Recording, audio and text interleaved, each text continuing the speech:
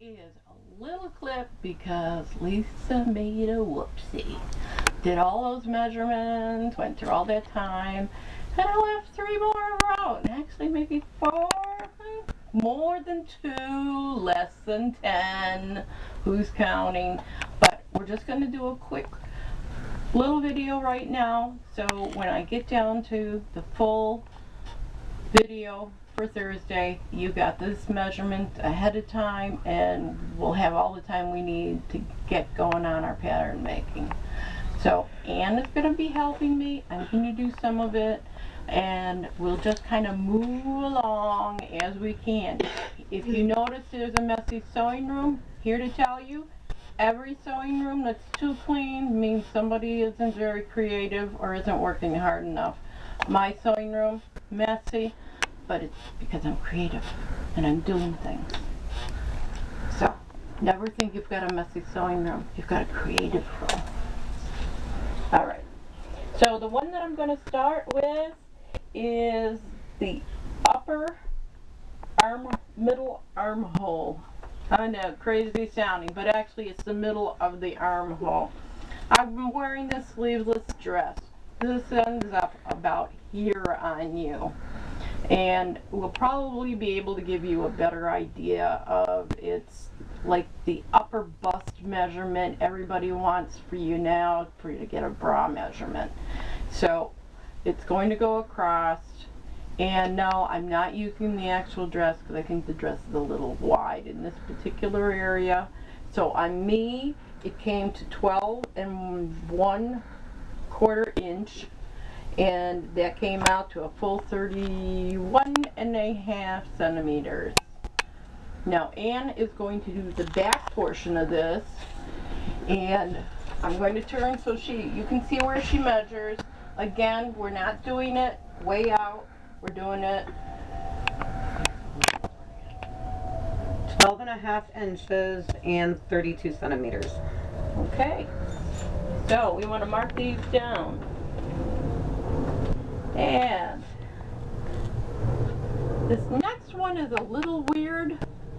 So what you need is something that'll go across, and you got to keep it straight, and you want to line it up so the top edge is right at that hollow point where we started our other measurements. And then Ann is going to take the measuring tape, and she's going to go from the very top edge of my straight arm piece all the way up to my shoulder, where my shoulder seam would be. 3.25 inches and 8.5 centimeters. Okay, the next one I'm going to do, just for modesty's sake, and that is from my top shoulder seam to the bust point. And girls, you all know where that is. Alright, mine's an even 12 inches, which comes out to 31 centimeters. Okay, and then we have the next two, actually 3 measurements. One is the whole circumference, and this is the one that comes out right up under your armpits. I mean, you put your armpits down, it's right there. And don't hold it in, expand yourself a little bit so this is a little more accurate. If you're standing too erect, it'll be too small, so ease it off a little, girls.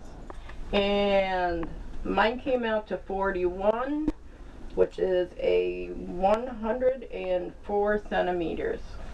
Maybe a couple dots after. And then Ann is going to do this for me, so I have a very accurate front and back, and it goes side seam to side seam, but it's got to be right up under your armpit if you get it right. And hopefully it's not tilting on it or anything. Hard to do it by yourself, that's why I do recommend someone else to help you. 20.25 inches. Okay. And 52.5 centimeters. Okay, and then we're going to do the same thing across my back.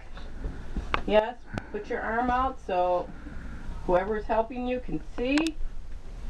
And that's a side seam to side seam, right up under the armpit, It's the same. It's 20 1/4 inches Who'd have thought? and 52.5 centimeters. See, sometimes these things do balance out. Who knew?